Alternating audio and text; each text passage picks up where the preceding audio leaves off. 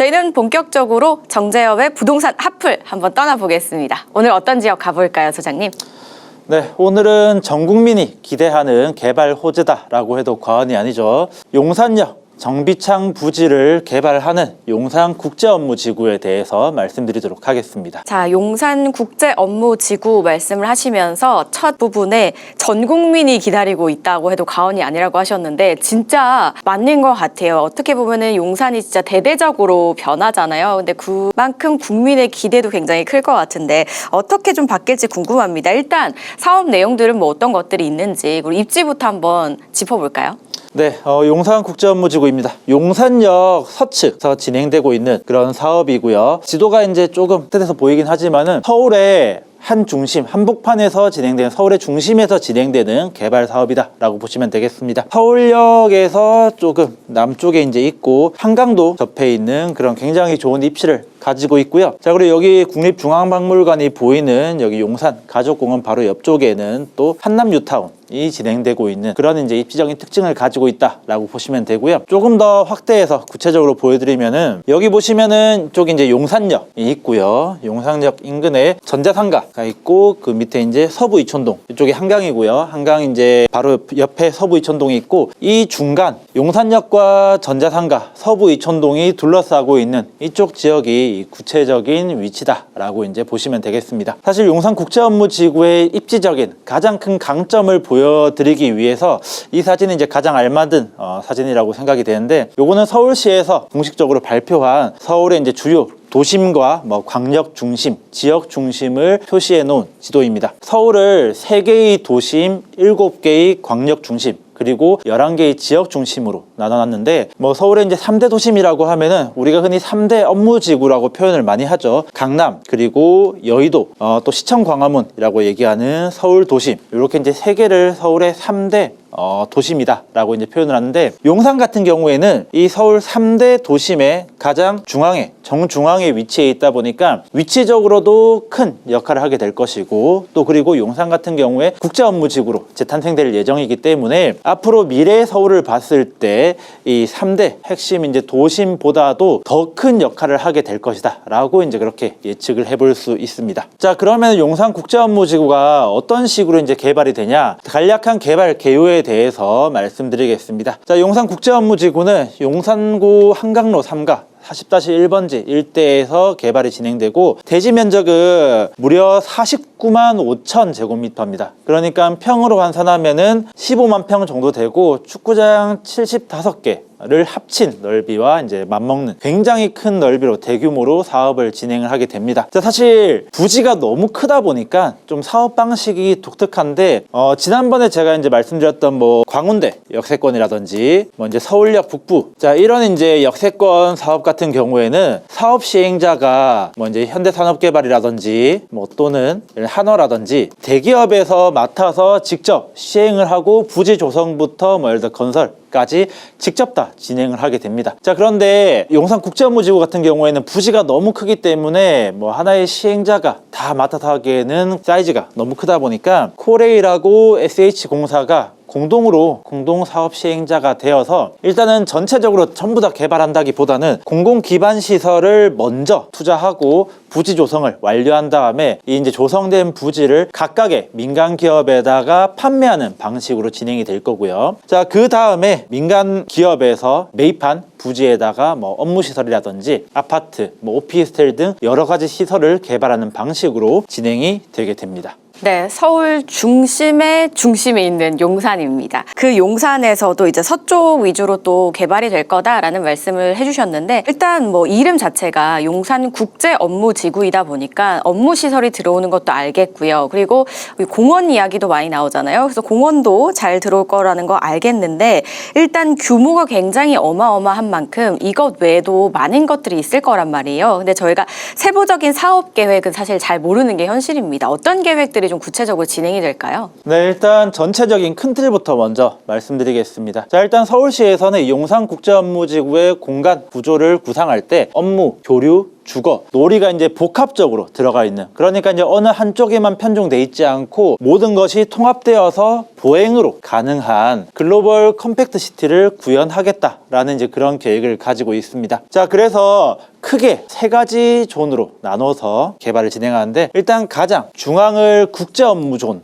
으로 해서 다국적 기업이라든지 뭐 전시, 컨벤션, 호텔, 뭐 상업 문화시설, 거기다가 용산역하고 연계한 이런 환승, 이런 교통적인 이제 부분까지 다 이제 모아서 이 중앙을 국제 업무 존으로 구성한다라고 되어 있고요. 자, 그 다음은 업무 복합 존이라고 해서 ICT 기반의 미래 신산업 업무를 이제 주로 이제 넣는다라는 거고요. 그러니까 쉽게 얘기해서 디지털 관련한, 그러니까 우리가 4차 산업 관련된 업무 시설을 조금 강화시키겠다라는 겁니다. 자, 거기다가 또 아무래도 이제 국제 업무 지구다 보니까 외국인이라든지 뭐 주요 기업들의 이제 종사자들이 많을 건데, 자, 이 외국인이라든지 기업 종사자들의 주거를 또 이제 담당하게 될 겁니다. 자, 그리고 마지막 가장 바깥쪽은 업무 지원 존이다 라고 해서, 여기도 마찬가지로 업무 복합존하고는 약간 이제 성격이 비슷합니다. 자, 여기도 이제 마찬가지로 업무 공간이 들어오게 되고, 또 그리고 기업 종사자라든지 일반인들을 위한 주거 공간으로 활용하겠다라는 이제 그런 전체적인 이제 큰 틀을 계획하고 있고요. 자, 다음은 이 블럭을 어떻게 구성하느냐인 겁니다. 자, 앞서 말씀드렸던 이제 중심 국제 업무 교류존 같은 경우에는 A 블럭이라고 해서 가장 중심부 이제 위치해 있는데, 자, 여기 같은 경우에는 용적률을 1000% 뭐 또는 900%라고 해서 굉장히 이제 어디도 볼 수 없는 그런 용적률 혜택을 주게 됩니다. 자, 높이도 100층, 뭐 80층 정도로 층수도 거의 제한 없이 올라갈 정도로 파격적인 그런 혜택을 준다라고 이제 보시면 되고요. 자, 그 다음에 이 바깥쪽 업무 복합존의 이제 B 구역이라든지 뭐 C 구역, 요런 데도 마찬가지로 이제 굉장히 파격적인 용적률 혜택을 줍니다. 뭐 대부분 뭐 700% 또는 이제 800% 정도 주면서 층수라든지 그런 용적률에 대한 부분들을 거의 이제 제한 없이 사용할 수 있는, 사실 어디서도 볼 수 없는 그런 이제 파격적인 혜택이 있다라고 이제 보시면 되겠습니다. 자, 그래서 어떤 식으로 이제 구성을 하냐, 이 가운데 있는 국제 업무존이죠. 자, 국제 업무존 같은 경우에는 뭐 프라임 오피스, 그러니까 예를 들어서 뭐 여의도의 파크원 같은 좀 랜드마크적인 성격이 강한 이제 그런 프라임 오피스를 일단 구성하겠다라는 거고요. 자, 그리고 이제 오피스에 또 뭐 레지던스, 호텔, 어트랙션, 전망 시설 등 이런 여러 가지 시설들을 복합적으로 구성하겠다라는 거고요. 자, 요거는 좀 특이한 부분이 있어서 제가 소개해 드리려고 가지고 왔는데, 용산 국제 업무 지구를 뭐 지하 그리고 지상 뿐만 아니라 공중도시로 세 가지 파트로 나눠서 개발을 하겠다라는 계획을 가지고 있습니다. 이게 뭐 지상이라든지 지하 이런 거는 일반적으로 우리가 많이 보기 때문에 뭐 크게 생소하진 않는데, 뭐 공중도시라는 단어는 조금 생소하게 들리실 겁니다. 뭐 공중도시가 뭐 공중에다가 건물을 띄우겠다 뭐 이런 거는 이제 절대 아니고요. 위에다가 이제 데크를 씌워서 이제 좀 더 지상층에서 한층 더 높은 이제 곳까지 공간을 구성하겠다라는 겁니다. 그러니까 예를 들어서 우리가 일반적으로 뭐 지상이 있으면은 지상의 밑에 지하를 이제 파죠. 자, 보통 이제 이렇게 지상과 지하 이렇게 이제 두 가지로 이제 구분해서 공간을 구성하는데, 자, 국제 업무지구 같은 경우에는 이 위에 데크를 더 씌워서 이제 공중 공간이라는 이제 그런 명칭으로 해서 세 개 공간으로 구분해서 그렇게 이제 나누겠다라는 것도 있고요. 자, 그리고 이 건물과 건물 사이를 뭐 스카이 트레일이라고 해서 건물과 건물 사이를 좀 이제 브릿지로 이어서 뭐 이제 정원으로 활용한다든지 뭐 또는 다른 공간으로 활용하겠다라는 이제 그런 계획도 가지고 있습니다. 물론 현재 계획은 이렇게 좀 멋지게 나와 있긴 하지만은 위에 이제 데크를 씌운다든지 건물과 건물 사이를 이으려고 하면은 건설되는 건물이 사실상 한 번에 올라가야지 같이 이렇게 이제 연결한다든지 할 수 있습니다. 자, 그런데 아까 말씀드렸다시피 국제업무지구 같은 경우에는 부지 조성만 현재 사업 시행자인 코레일이라든지 SH에서 진행을 하고, 나머지 각각의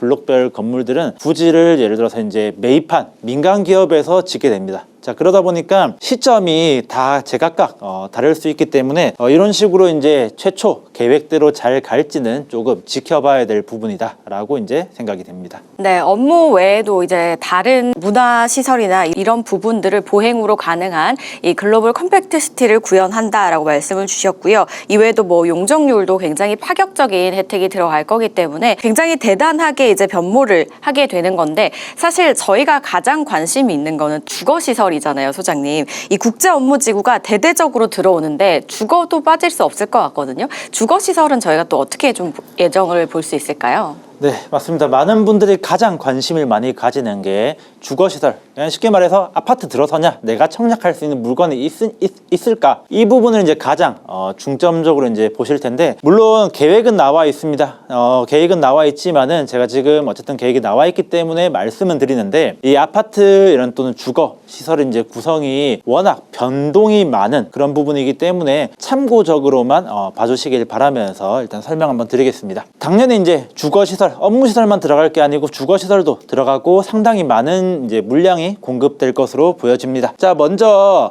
어디다 이제 구성이 되냐? 일단 여기 C1부터 C5로 되어 있는 업무 지원 블럭에 아파트, 여기 이제 아파트가 들어설 거고요. 자, 그리고 이제 업무 복합 시설인 B1부터 B9, 이쪽 블럭에는 오피스텔이 들어설 예정입니다. 자, 그러면은 얼만큼 들어오냐? 자, 공동주택 같은 경우에는 전체 3,500세대가 들어설 예정입니다. 물론 이제 이 중에 임대주택도 약 한 900세대 정도 포함이 되어 있는 양이다라고 보시면 되고요. 일단은 뭐 요즘 트렌드에 맞게 중소형 평형대가 굉장히 많은 비율을 차지하고 있습니다. 전용 60제곱미터 이하, 우리가 흔히 얘기하는 24평형 아파트죠. 전용 60제곱미터 이하가 525세대 가 들어서고요. 그리고 전용 60에서 85제곱미터, 그러니까 한 20평대 후반에서 뭐 34평형 정도까지가 가장 많은 비율을 차지하고 있는데, 무려 이제 2088세대 가 들어설 예정입니다. 자, 그리고 85제곱미터가 초과되는, 그러니까 중대형 평형도 생각보다 많이 구성이 되는데, 아무래도 이 용산국제업무지구에 이제 들어서는 수요층 자체가 어떻게 보면 조금 소득 수준이 높은 분들이 많이 들어오기 때문에 중대형 평형도 꽤 많이 배치해 놓은 것 같습니다. 자, 85제곱미터 초과가 전체 이제 887세대로 오히려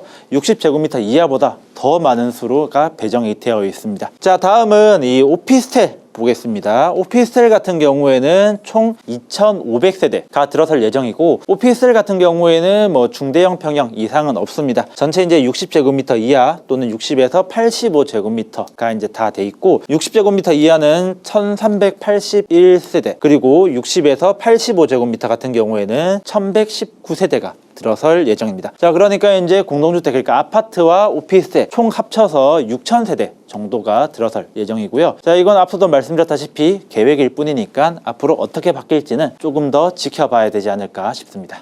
무려 6,000세대 정도의 아파트와 오피스텔이 이제 들어설 예정인데, 여기 살게 되면 참 좋을 것 같다라는 생각이 듭니다. 하지만 이게 확정은 아니라 언제든 변동이 있을 수 있다는 부분 또 참고를 해주시기 바라겠습니다. 그런데 용산국제업무지구가 사실은 저희가 모르게 또 한 번에 아픔이 있었잖아요. 근데 요즘 들어 다시 이렇게 핫해진 거 보니까 이제는 더 이상 아픔 없이, 별탈 없이 쭉 잘 진행이 되겠죠, 소장님? 네, 어떤 개발 사업이나 그렇듯 한 번에 아픔은 있고 기나긴 시간이 걸렸습니다. 자, 용산국제업무지구 같은 경우에도 굉장히 오랜 시간이 걸렸는데, 일단 최초 시작은 지금으로부터 20년도 더 전인 2001년이었습니다. 자, 2001년에 용산 정비창 일대를 지구 단위 계획으로 지정하면서 개발 논의가 시작이 되었고요. 자, 그러다가 2006년입니다. 자, 2006년에 코레일에서는 이 정비창 일대를 매각하기로 결정했습니다. 매각 방식으로 어떻게 보면 사업을 진행시키려고 했는데, 자, 그렇게 해서 2007년도에 드림허브 컨소시엄 이 사업 시행자로 선정되었습니다. 이 드림허브 컨소시엄은 코레일, SH, 삼성물산, 롯데관광개발 등 다수의